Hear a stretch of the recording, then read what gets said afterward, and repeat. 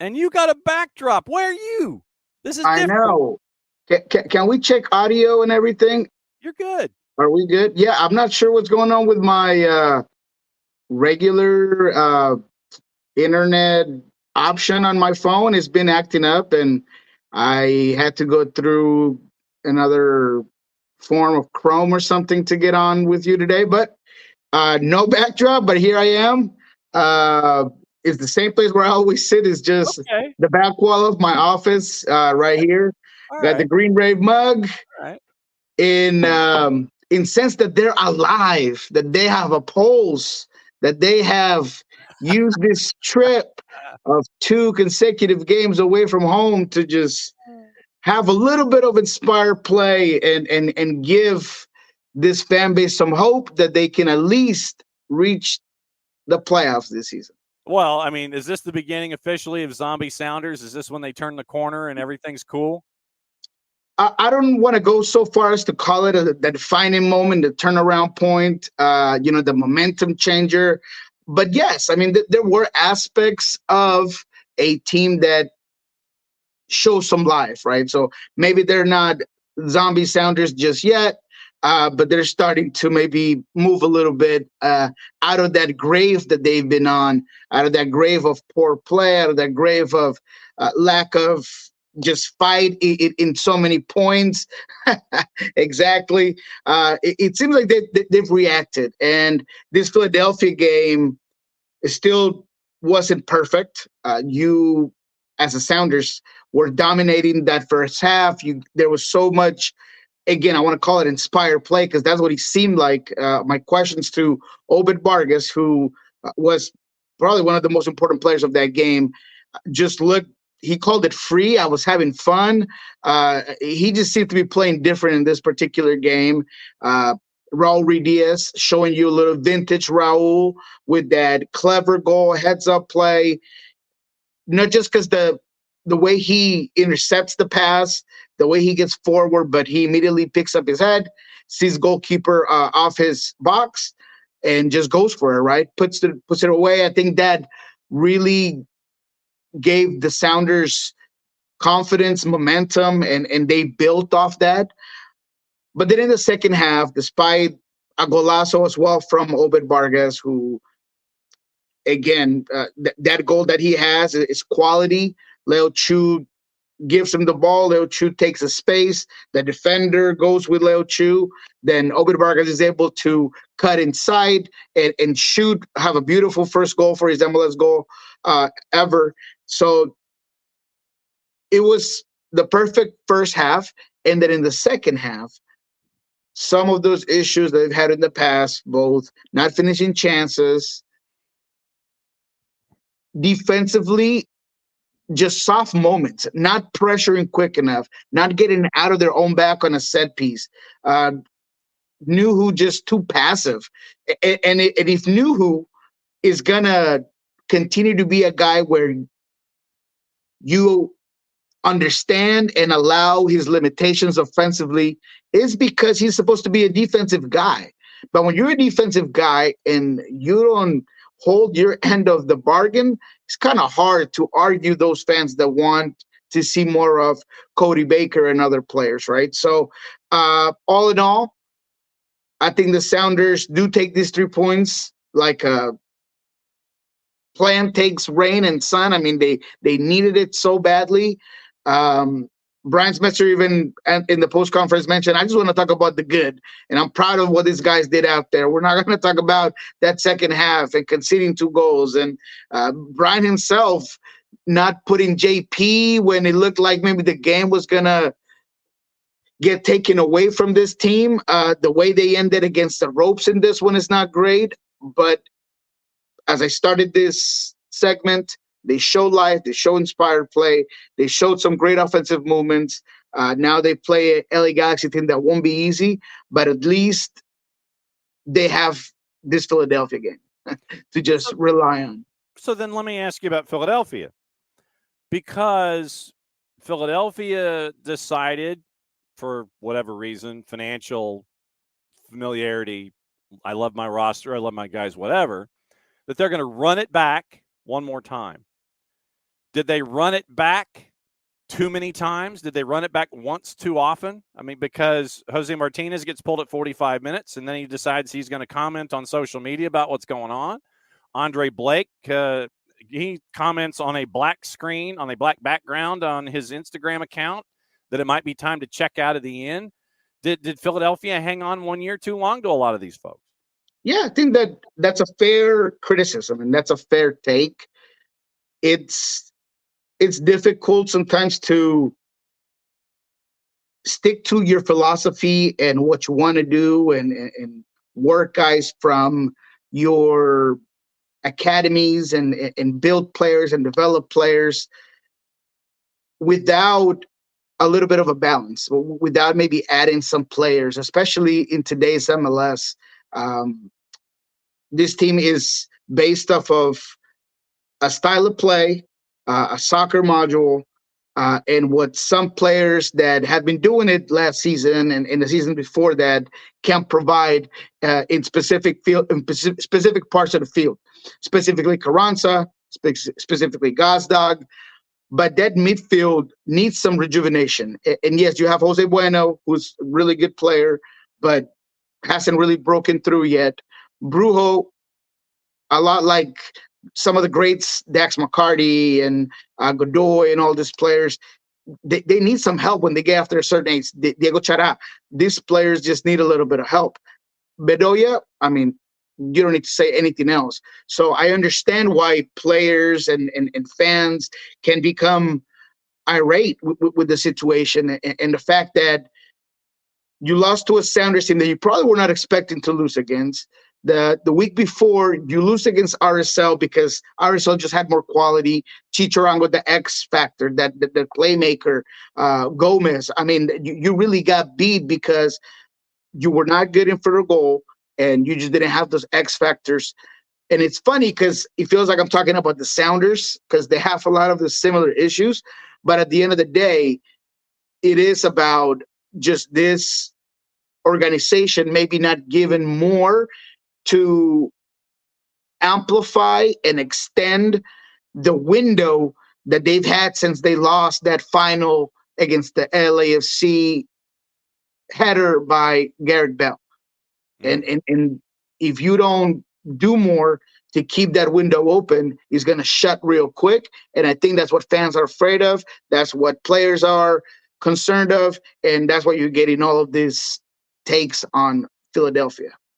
So you look at Philly, and we obviously, we see what's going on there with them. We talked about Nashville this morning also. And Nashville, American Soccer Analysis was breaking down the numbers of the last 10 calendar months. So like from July 1st to the end of last season and the beginning of this season to now. And they are in their bottom 5 franchises in 6 offensive categories. And it ain't looking good right now. And Gary Smith has called for reinforcements to deal with the injuries that he had at the back. The replacements aren't working. You bring in Sam Surridge. That hasn't worked short of Open Cup play or Leagues Cup or what have you. Nothing in MLS has worked. What about Nashville? And should Gary Smith be looking over his shoulder now? I mean, yeah. And again, it's not necessarily that we can only blame Gary Smith and we as media and I'm sure as fans probably want to give him the benefit of the doubt because of the success he's had and that he's not lying about what he has to work with. I mean, when you're tying with San Jose, a team that has very little to put fear of God on any team, and throughout the season, we've seen that his defensive structure has always been good, but it also can't just be held on and what Gary Smith wants to do can be executed by what he has. It's pretty obvious. I mean, I think you played with Lovitz as one of your center backs in a 3-man back line last game. Godoy just seems like he's stretched out too far. How much longer can they squeeze more juice out of Schaffelsberg? He's a good player. I'm not saying he's not a good player, but there should be more than that, right? There should be more. You lost guys like Dax McCarty, and you were not able to really replace them. Mukhtar can only give so much, so there is that sense of Gary Smith's probably in getting the short end of the stick here because maybe he should have been a little bit more aggressive on saying this before the season started because he knew what he was going to have to work with, and he might get the shaft for it just because it is very simple. And sometimes when you're talking about moving on from an era and trying to revamp a team, the coach is one of the first to go. So that's why we have so many coaches in the hot seat. Gary Smith's definitely one of them. And when you look at, I mean, as we continue to go here, it's like it's New England, it's Nashville, it's San Jose, it's Dallas. I don't think anything has changed, maybe short of Nick Cushing at NYCFC, where they've won and he's kind of inched his way up away from all of the noise for a little bit. But when it comes to Columbus and what Columbus has done on the flip side with Wilfried Nancy, and let me ask it this way, because we did a bit of a deep dive on Wilfried Nancy this morning in Columbus after what they've done the last two rounds in the CONCACAF Hemispheric Extravaganza Tournament of Champions and galactic winners and losers. Is Wilfried Nancy still underappreciated in your mind? No, I don't think so. Okay. I don't think so. No, I think that if he went to Columbus, it was for a reason. I think everybody knew exactly what he provided. If he got the money that he wanted, is because he was appreciated. And Joey Saputo was like, "I don't know what I've got here. You can go. I don't want you." And No, absolutely. And just when you start to see, and I don't want to start this too early, but when you got a guy like Courtois that's in Montreal, that's out of his coaching tree, I guess you could say, everybody understands what Wilfried does and what his attributes are and how strategically better he is than coaches around the league. So I think he's appreciated. What he just did to get his team through in CONCACAF Champions Cup was unbelievable. I was one of the most aggressive critics when he decided to sit Cucho. Mm-hmm. Even that worked for him. And it hasn't affected his team, and it hasn't affected Cucho. So even when he takes those sort of decisions that maybe can be misconstrued as an ego thing or as just being a drill sergeant, when those things are working with the type of player that Cucho is, that Rossi is, that Matan is, you have to just tip your hat. So I think that everyone has seen it. I think that if there was any doubt, that's absolutely gone at this time. So I think he's appreciated. I think we all understand that he could be one of the coaches that even maybe takes a step out of MLS at some point. And you look at it, and I think that with Wilfried Nancy, it is this idea of an approach and a philosophy. And we like I said, we talked about it in hour one, that we continue to remind folks that don't get hung up on formations. Just because somebody sits there and says, well, they play a 4-3-3, or they're a 3-4-2-1 or a 3-4-1-2 or whatever. Don't get hung up on the number. Don't get hung up on that. It's what these individuals do when it comes to the philosophy that the head coach has set forward. If, and I got on a rant about Pep Guardiola this morning because there was an article in England saying that maybe Pep should retire at the end of this season and walk away from Manchester. And I'm like, really? Okay, so you got my click. It was a dumb click. It was a clickbait commentary. But when you have coaches who adapt to the game in front of them and understand, it's like, okay, so the game has zigged, so I need to zag, and I need to go this way, and I need to do this instead.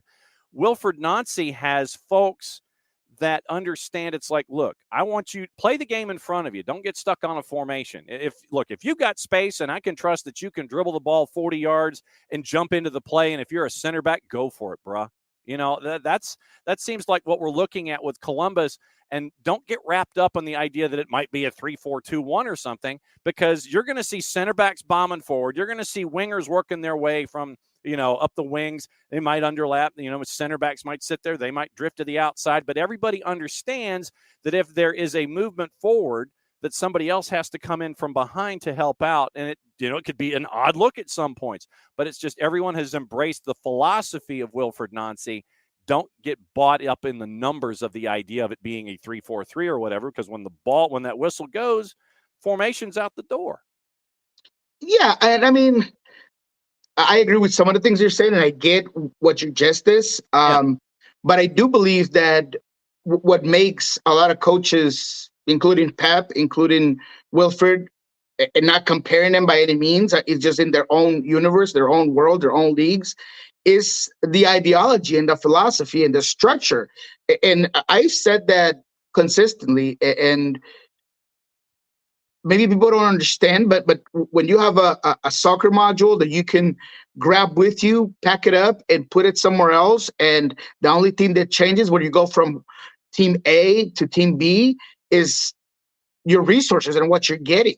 So nothing out of what Wilfried has done here in Columbus is not things that you kind of saw with him in Montreal, right? And a lot of what he does is some of the things that Courtois does, right? So that's what I'm talking about, the influence of one's philosophy. And when you're talking about formation, yes, a lot of people get caught up because they believe that, oh, it's a 5-man back line, it can be defensive or whatever. But, that's, I don't know, I guess it's simplistic. It's just maybe people who are not as infused with the game, but it's all about how you could exploit what you need to get out of certain players, right? So who's going to give me my width? I know that my wingbacks are going to give my width. So those players have to have a specific set of skills. Who's going to be my guy that, like Cucho Hernandez, can, yes, be up top at the 9, but can easily very much drop, link up play, be a guy that pulls in center backs. Those are the things that I feel Columbus has done and Wilfried has installed into this team, where one of the biggest compliments I could give Wilfried Nancy is that you look at that bench and you could bring in Matan, Rowe, Hinestrosa, rotate them in, and as soon as they come in, they give you different things, but they all have the same ideology. Maybe the speed is different, maybe the burst, maybe where they run, but at the exact same time, they are so bought in that it seems like you don't skip a bit. Everybody just immediately adapts to that specific role, and you can go. Same goes for the defensive line. Sometimes Jabo is a guy that consistently works for this team. Sometimes he's not there, and still with a Munson, they do just as well. On the other side, I thought initially starting the season, I was like, wow, Farsi's going to be a guy that's never going to see the bench.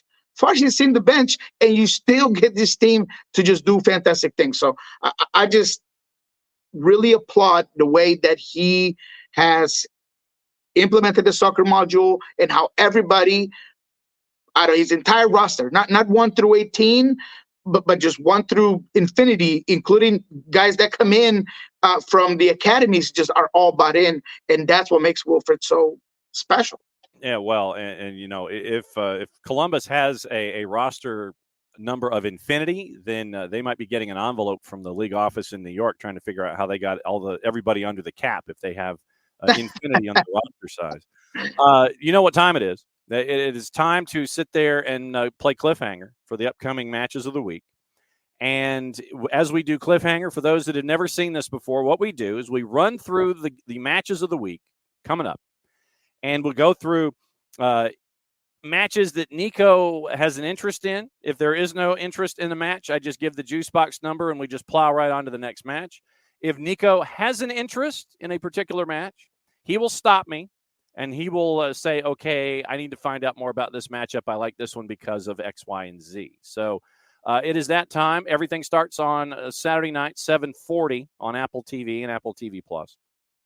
And since I finally figured out that my juice box aggregator does things alphabetically by home team after how many years we've been doing this segment, Atlanta United's first on the board because they start with the letter A, and they are a -137 at home against Minnesota United. Loons on the road are a +307, and their 32-year-old head coach, Eric Ramsey.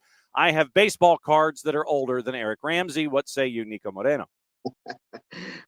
This is one where if the odds don't go in favor of the home team, in terms of your money, just don't play. What was the numbers in Atlanta again? Minus 137 in the Yeah, composite. no. And I'm not taking that. I'm not taking the goals. This could be a game that doesn't have a lot of those.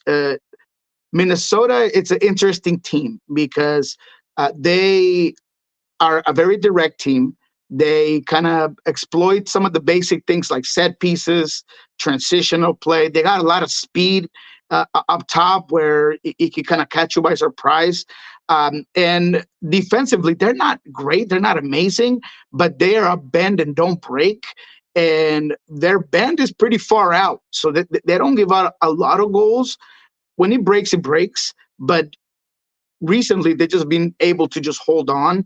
St. Clair gives them a guy that you can count on taking 4 clear chances of goals from a team. So that's what's really held this team on, because I don't feel like there's anything really special about them. And I told you guys early this season that this was going to be a head scratcher all season long. They're going to be in and out of that playoff spots, and they're going to look really good sometimes, not so much in others. So I think Atlanta can definitely exploit this team, but it's not going to be by a lot. And Jokomaki still doesn't look 100% to me, or at least that's just my assessment on it. Yeah. Atlanta misses Silva, and you saw that in last game as well. Atlanta honestly should have won that Chicago game by a lot of goals.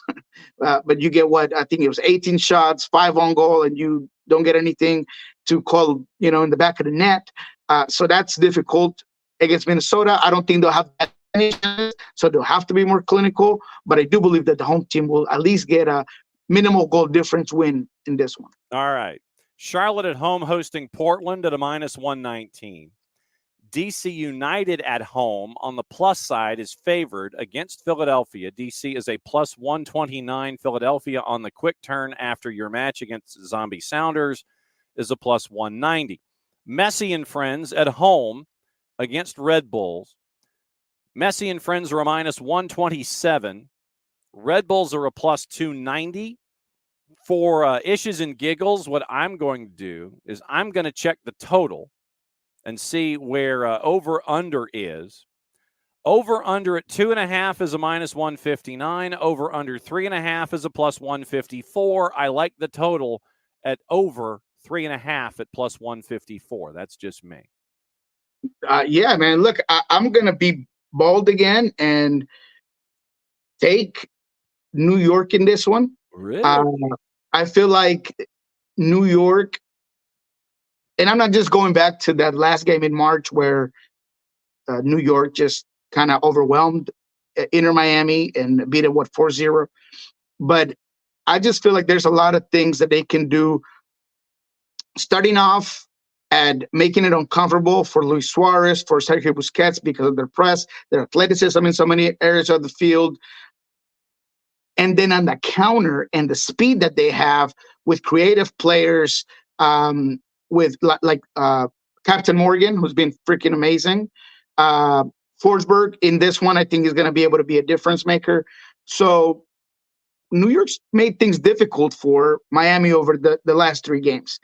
In general, I mean, if you go back and you look at those 3 games, not easy games for Miami. So because of that, because of the moment that Red Bulls have had, I know that Neil's not going to be in this one because he got a red card for that little hand of God situation he kind of put up there.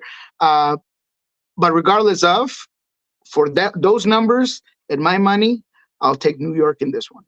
Purple team favored at a plus 104, hosting FC Cincinnati at a plus 241. That one is in Central Florida. Busy night for our friends at MLS 360. They've got 3, 6, 7 matches out of the blocks. San Jose, underdog at home, almost at a plus 200, hosting LAFC. LAFC is a plus 117. And your last 7:30 matchup, 7:40 Eastern, Toronto FC at home, plus 120, hosting FC Dallas, who in the composite is a plus 221. Hold up. So LAFC's plus 119 and plus 117 on the road at San Jose, who is almost a plus 200 to win. And what's the breakdown on goals for that one? All right, so let's check on a total for San Jose and Los Angeles FC.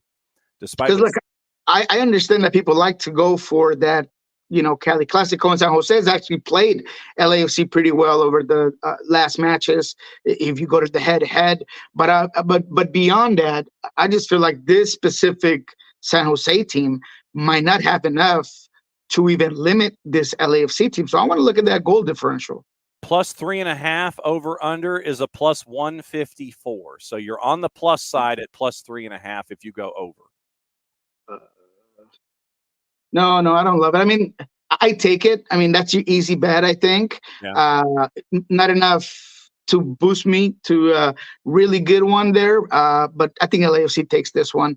And I think depending on how little effort or how not competitive San Jose looks, we might start to see Lucci's seat get really, really hot, even though a lot of us might think it's unfair. Yep, LAFC's at a plus 117, so you're making money walking in the barn if you think that LAFC is going to win outright anyway. So if you That's go right. Exactly. LAFC's at a plus 117, over at 3.5 is a plus 154. Central Time Zone, Chicago hosting the Revs. I wouldn't watch this game unless you were paying me to watch it. Fire favored at home at a minus 105. Wow, that's a dog. Houston and all caps. Houston hosting all caps. Houston slightly favored on the minus side at a minus 101. St. Louis City SC is a plus 250. Nashville and Montreal. Nashville favored at home at a minus 123. CF Montreal on the road is a plus 315. Neither team can score, and so I could see why. I'd probably go for an under total somewhere. Yeah. What's the draw on this one? Plus 271. Oh man. Look, Montreal's been a real good road dog. And they've yes, they might not be able to score, but against a team like Nashville that also has difficulties of their own and their transitional play. This is one that I would be inclined to go for Montreal to just get the win because I like that plus on it. Mm-hmm. But I think that the draw in this one is probably just safest bet. Yep. Under 2.5, it's basically even money. Yeah, so it's not even worth looking at an over-under in this one. But, yeah, I've got to go. I like your draw idea. I really do. I like the draw in that particular matchup with those two, with Nashville and CF Montreal. RSL hosting Sporting. RSL at 9:30 Eastern time is a minus 135. Sporting on the road is a plus 334. I like RSL in that one. Me too. Late night, Vancouver hosting Austin FC. Vancouver and our buddy Vanni Sartini, a minus 152. Austin on the road is basically a plus 400. Yeah, no, I wouldn't take Austin in this one, although they have somehow got a few results, and I think Stuver has a lot to do with it, to be quite frank. And getting Rossi back and him starting to do some things. But Vancouver is just a quality squad. You might not see, or some might, tell me that maybe Robbie Gold's not a start in this league, but he's a very productive player. White's a very productive player. I like Vite. I like that midfield. I feel like they push the ball really good. Defensively, they get a lot of men behind the ball when they have to. So, yeah, I think Vancouver takes this one, but in terms of money, is not worth your money. Sunday, 4 Eastern, NYC on the minus side hosting Colorado at a minus 125. And then your matchup at 6:45 Eastern, 3:45 local, Seattle and LAG. Seattle a minus 105. LAG is a plus 247 on the road at Seattle. Well, you're going to put me in a difficult position here because those numbers are very good. Uh-huh. And I understand there's no Ricky in this one. He got a yellow card for throwing the ball right at Gallagher's face. Don't know why he did that. It was very dumb, especially to get you out of this game. Stefan Fry's red card has been rescinded after he was taken. He was given a red card against DC United in a play that I thought was a fair call at the time. But hey, if Disco's going to tell me that it's not, then I'm happy for the Sounders. I guess you could make the argument that he was playing the ball. He's not really looking exactly to swipe at Stroud's feet. But yeah, that gets rescinded. So Seattle does get, almost a full roster in this one. Alex Roldan is the one player that won't be available. So I'm guessing Cody Baker will play on that side, or Christian Roldan. Per Brian Smetzer right after the game, he was so excited. He even gave us an insight of what his 11 might look like against LA Galaxy. He said that Obed Vargas played so well that he might have earned himself a spot right on the wing side if he has to pull Christian Roldan to play right back. So there might be some changes in this one. They're gonna really disown me down here, but I would take that. Just defer. Should you just defer this one this week? I would take the Galaxy in this one, to be honest. For that price tag, I think it'll be a fun game. I would like to hear the compos on the goals, but I just feel like the LA Galaxy, even without Ricky, can really exploit this team, really stretch out that back line. I understand that this team has shown some life, and they had a lot of opportunities against Philadelphia, but you're not going to be able to have that much possession. You're not going to be able to get numbers forward as easy when you know that you got a Gabriel Peck on one side, that you got Pencil on the other, that you got maybe Joveljic back. I'm not sure if he'll be back for this one, but either way, man, I think that this Galaxy team has some studs, and therefore, even at home, I think they can really beat the Sounders in this one. Yeah, Paintsel, Peck, and the Bishop. That would be a massive threesome up top if you ended up getting that, just to give you an idea. Over is a plus 144 at 3.5. 4 on the over, you can get anywhere from plus 240 to plus 284 to show you how wide-ranging that is. So if you're looking at over at 4, on the average, it's a plus 259. So that's what you're staring at 3.5 and 4 for your total in that one with LAG and Seattle Sounders. No, I'll take the Galaxy and just run away with it. Just because of what you're getting, add what you're getting of a team that's proven time and time again that they can score some goals. And yes, they had that dud against Austin.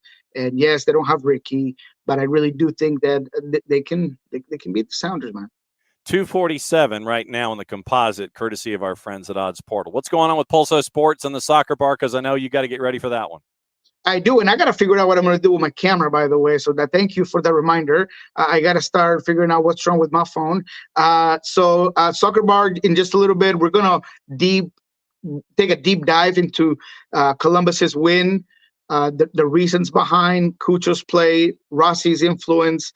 We're going to hear from Tano, which, man, if I could be somewhere yesterday, it would have been in that locker room and seeing Tano's sad face after getting smacked by Columbus, because he did a lot of talking against Miami, against MLS. He's such a protagonist. So I was excited to see that. So we're going to go into all of it. We're going to hear from all these coaches and players about this big game. We're going to get into the season that is coming up, as well as some of the latest additions in MLS, and maybe rate what the 3 best winter closing windows teams that were able to boost their squads.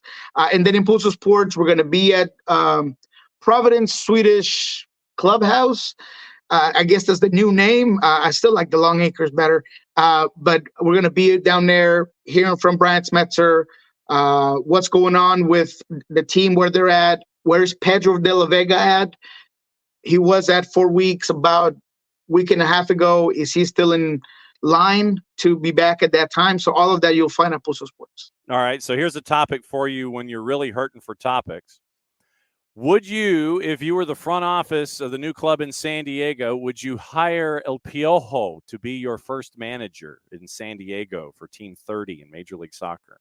Absolutely, man. And I say that biasly because Miguel Herrera is one of the guys that I've had the pleasure of interviewing at least 2 times in a one-on-one sit down. I still reach out to him a lot of times. He's a He's a guy that maybe a lot of people say that he's more of a gimmick and he's all about, being crazy in the sideline and he's more of a motivational coach than anything.